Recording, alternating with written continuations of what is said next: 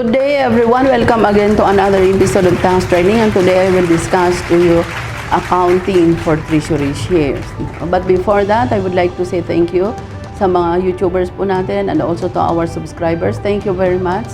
As of now, we have already 5,030 subscribers. Thank you very much, and please continue to support us. For those who have not yet subscribed, please subscribe to our channel, and we promise to bring you more updates in taxation.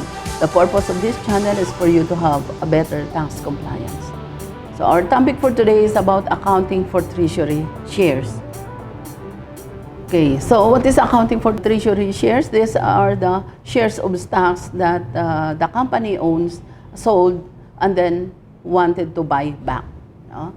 So there are three requisites to qualify as treasury shares. Number one, the shares must be the entity's own shares. No? The acquisition of shares of another entity is not treasury but an investment. No? So kailangan ang shares of stocks na bibilhin ng isang kumpanya, sarili niyang shares of stocks. Kasi kung shares of stocks yun ng ibang kumpanya, ang tawag doon investment, hindi po treasury. No? Number two, the shares must have been issued originally. No? So issued na siya, may bumili na, and then bibilhin lang uli ng company. This requisites distinguishes treasury shares from unissued shares. So yung unissued shares, ito yung authorized capital stocks na hindi pa na subscribe, no? Kaya unissued pa siya. O kaya subscribe na pero hindi pa nabayaran, so hindi pa rin siya na-issue. So unissued shares. Treasury shares can be legally reissued at a discount without any discount liability, while unissued shares must be issued at least at par or stated value. So ito po yung pagkakaiba. Pagka originally issued, hindi mo pwedeng ibenta at a discount. No? Pwedeng premium, pero yung discount, ibig sabihin, mas mababa pa doon sa issue price, hindi pwedeng mong ibenta yun. Pero pagka treasury, pwedeng mas mababa o pwedeng mas mataas doon sa issued price. In other respects, treasury shares and unissued shares are the same. Both are equity items rather than assets. Ano yung equity items? Nandoon siya sa equity portion po sa ating balance sheet. No?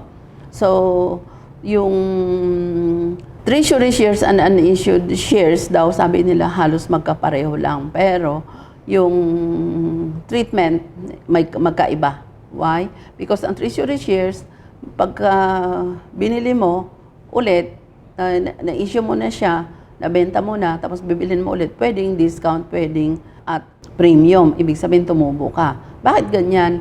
Because may movement na po yung shares of stocks natin. May result of operations na nakaka-apekto doon sa par value po ng ating shares. No? Kailan tumataas, kailan bumababa yung par value ng shares of stocks natin. Pagka kumita ang company, tumataas ang par value ng bawat shares, no, ng shares of stocks, ang market value ng shares of stocks.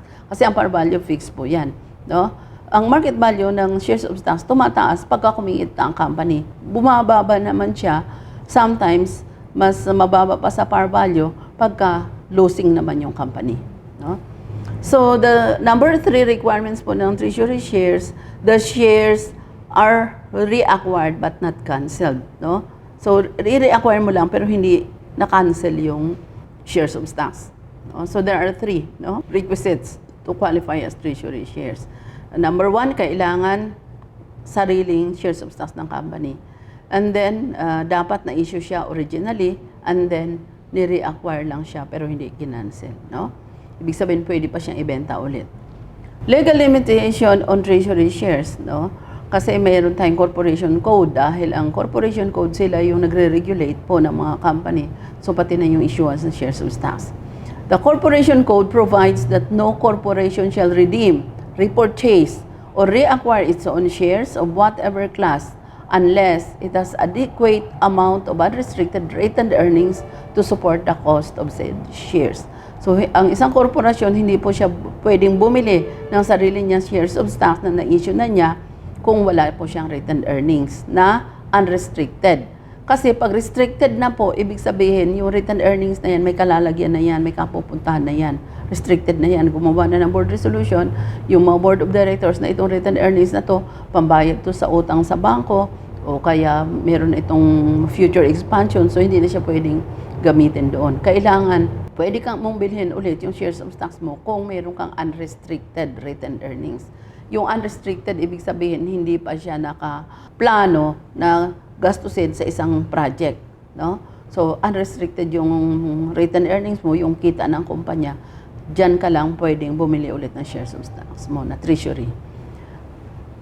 The corporation can acquire treasury shares only to the extent of retained earnings balance.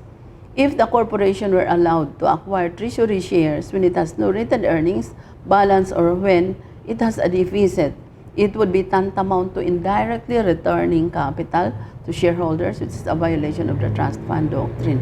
Ano po itong trust fund doctrine natin? Ito po yung doctrine na kailangan yung pera na pinagbenta ng shares of stocks nakalagay lang dyan sa trust fund para pambayad ng liabilities ng company. Hindi po siya pwedeng ibalik sa mga stockholders. Kasi pagka binalik mo na yung treasury stocks mo, ibig sabihin, binili na uli ng company, parang indirectly binalik mo yung capital ng stockholders sa kanila.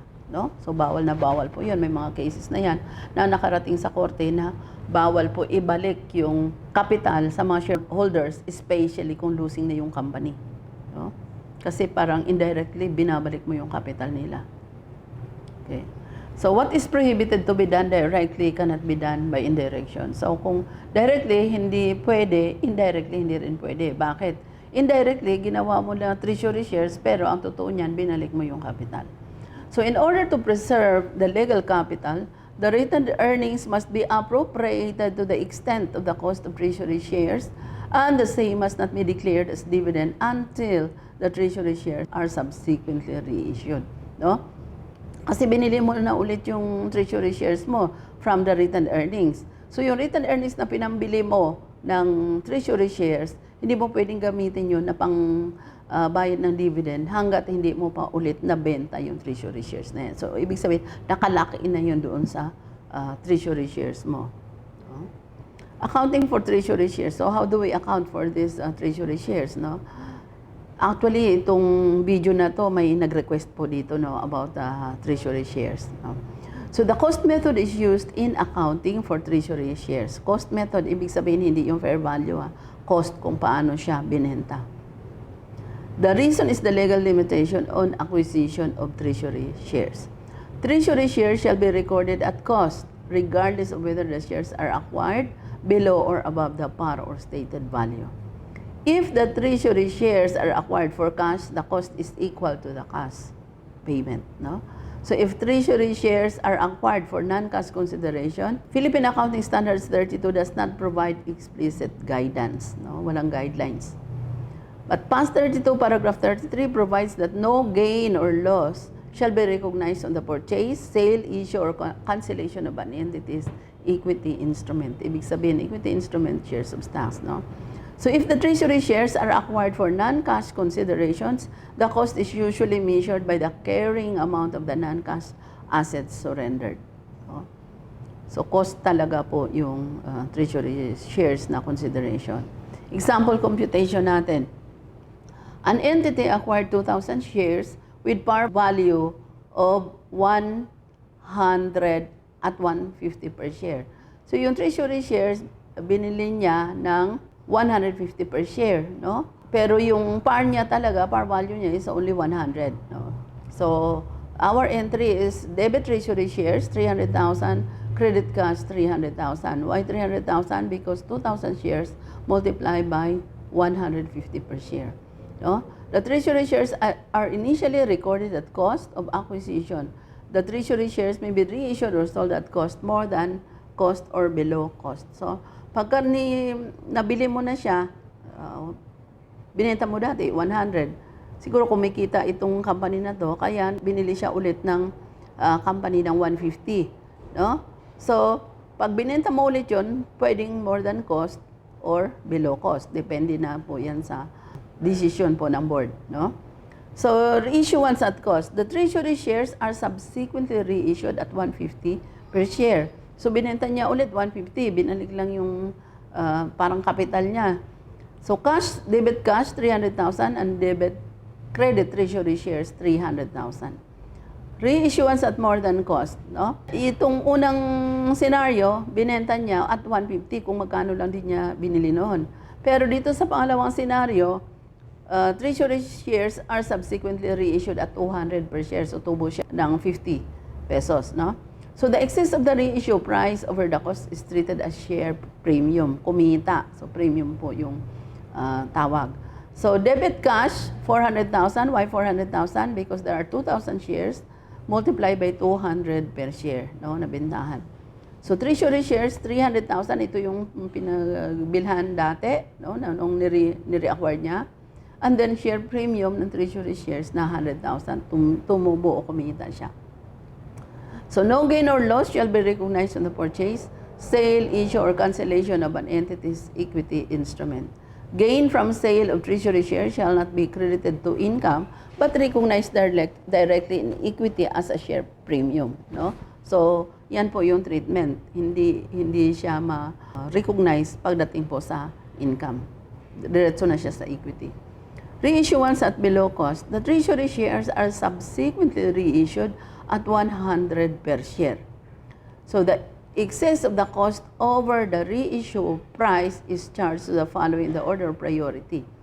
Share premium from treasury shares of the same class to the retained earnings. Kung binenta mo ulit ng loss, no? The loss on the sale of treasury shares is debited to share premium. Kasi kumita, tapos binenta na loss. So doon mo siya din i-credit sa premium. From treasury shares of the same class. If any and when the balance is exhausted, it is charged to retained earnings. Kung ubos na yung share premium mo at binenta mo pa rin at a loss, so i-credit mo na sa retained earnings. Ibig sabihin, bawasan mo yung kita mo kasi binenta mo yung treasury shares mo at a loss, no? So if there are no previous transactions involving treasury shares, the journal entry is debit cash 200,000, debit retained earnings 100,000. Bakit? Kasi yung share premium na ano na yan no? Sa written earnings na, no? Doon na niya kukunin. And then credit treasury shares of 300,000, no? Example 2, ordinary shares, capital, 10,000 shares, 100 par value, so 1 million. The share premium, original issuance, is 200,000. Share premium, treasury shares, 20,000. Retained earnings, 500,000. Treasury shares, 2,000 shares at cost, 300,000. No? So ito po yung information sa example 2. Subsequently, ito yung transaction na nangyari. Subsequently, the treasury shares are reissued at 100 per share. So binenta siya ng 100 per share.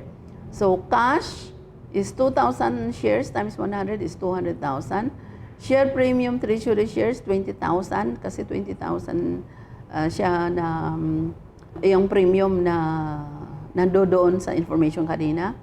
And then, retained earnings, 80,000. Credit treasury shares of 300,000. Kasi, yung binenta mo na treasury shares, ang cost noon, 300,000. Ibinenta mo lang siya ng 200,000. So, may lugi ka na 100,000. Since yung share premium mo ng treasury shares is only 20,000, so, ubos na yun. I-apply mo lahat. Kasi 100,000 yung lugi mo. So, yung 80,000 na kulang doon sa 100,000 na lugi, kukunin mo na ngayon sa retained earnings. So, ito po yung example. Observe that the share premium from original issuance is not touched, no? Yung original issuance is not touched. Bakit? Kasi ang pinag-usapan natin dito, treasury shares lang, no? Okay. Par value or stated value method. The par value or stated value method is the other method of accounting for treasury shares. It is also known as retirement method. No? As the title suggests, the treasury shares account is debited at par value or stated value. No? This is the other method of recognizing reacquisition of treasury shares. Example, if 2,000 shares with par value of 100 are acquired for a total consideration of 150,000, the journal entry is debit treasury shares at par, 200,000, credit cash, 150,000, and then credit share premium treasury shares of 50,000. No? Bakit kinredit mo yung share premium? Binawasan mo kasi nalugi ka dahil yung 200,000 mo na treasury shares, binenta mo na lang ng 150,000. No? So, binawas mo ngayon, yung premium ng treasury shares, binawasan mo ng 50,000. No? So, the cost method is the acceptable method in accounting for treasury, hindi itong par value method. No? Kasi sa example natin na to, na pangalawa, par value method to. Yung una nating mga examples, yung cost method, yun po yung acceptable. No? The par value or stated value method is not an acceptable approach because of the legal requirement that written earnings must be appropriated to the extent of the cost of treasury shares. No? Okay. Now let's go to retirement of treasury shares. If treasury shares are subsequently retired, ni-retire mo yung treasury shares, ibig sabihin hindi mo na siya ibebenta ulit. The share capital account is debited at par value or stated value on the treasury shares account is credited at cost. If the retirement results in a gain, no, ni-retire mo, pero kumita ka pa, meaning the par value exceeds the cost of treasury shares, such gain is credited to share premium from treasury shares. No? So, yun yung account na doon mo i-credit yung gain. Example, if 1,000 shares with par value of 100 are held as treasury at a cost of 80,000 and subsequently retired, the journal entry is ordinary share capital 100,000, treasury shares 80,000, share premium treasury shares 20,000. No? So if the retirement results in a loss, meaning the cost of the treasury shares exceeds the par value, such loss is debited to the following in the order of priority. Letter A, share premium from original issuance. B, share premium from treasury shares. And C, retained earnings. Kung loss po yung retirement mo. So, yan yung doon mo ibabawas yung loss. No? Share premium from original issuance or sa share premium from treasury shares or pag-ubos na sa retained earnings na. Okay. Example, ordinary share capital is 50,000 shares, 100 par, no? So, 5 million yon kasi 50,000 times 100 is 5 million. Share premium original issuance 500,000. Share premium treasury shares 100,000. Retained earnings 1 million. Treasury shares 5,000 shares at cost 700,000. Okay. The subsequent retirement of the treasury shares is recorded as follows. Ordinary shares capital 5,000 times 100, 500,000. Share premium issuance 50,000. Share premium treasury shares 100,000. Retained earnings 100,000. Treasury shares 750,000. Note, the share premium from the original issuance is cancelled on a prorate basis in the absence of specific amount identified with the treasury shares. No? So, yung paano ni-record yung retirement po ng treasury shares. No? The subsequent retirement of the treasury shares is recorded as follows. No? So, 750,000 po yung treasury shares na kinredit natin. So, ang mga debits niya are ordinary shares capital, 500,000, share premium issuance, 50,000, share premium treasury shares, 100,000, and then retained earnings, 100,000. No? So, doon kinuha yung mga binawasan kasi nagbenta tayo ng loss. No? So, una sa share premium, original issuance, and then sa share premium, treasury shares, and then sa retained earnings na. Disclosure of treasury shares. Paano pwede disclose? No? The number of shares held in the treasury, kailangan naka-disclose po yan. The restriction on the availability of retained earnings for distribution of dividends equal to the cost of treasury shares. So, naka-disclose din yung restriction ng retained earnings. No? Disclosure po ito sa notes to financial statement. And then letter C, Philippine Accounting Standards 32, paragraph 33 provides that if an entity reacquires its own equity instruments, the treasury shares shall be deducted from equity. No? Kasi ni-reacquire na niya, so nabawasan na yung equity niya. Okay. So the cost of the treasury shares shall be deducted from the total shareholders' equity. Under Application Guidance 36 of Philippine Accounting Standards 32, an entity-owned equity instruments are not recognized as a financial asset regardless of the reason for which the equity shares are reacquired. So, hindi siya kasama na financial assets. Why? Kasi sarili yun eh, owned by the company. Doon umiikot yung result ng operation, yun lang yung nag-a-affect po doon sa par value ng shares of stocks. No? Sa market value ng shares of stocks. Presentation of treasury shares. Ordinary share capital, 50,000 shares, 100 par, 5 million. Shares premium, 500,000. Written earnings of which 600,000 is appropriated for the cost of treasury shares, 2 million. So, treasury shares, 600,000, no? And then, total shareholders' equity, 6,900,000, no? So, yun po yung presentation ng treasury shares. I have explained to you the treatment po, paano i-reacquire yung treasury shares hanggang sa disclosure na sa financial statements at saka sa presentation of treasury shares, no? So, with that, I hope I have enlightened you on the accounting for treasury shares, no? Please subscribe to our channel and we promise to bring you more updates in accounting and taxation. Thank you and good day.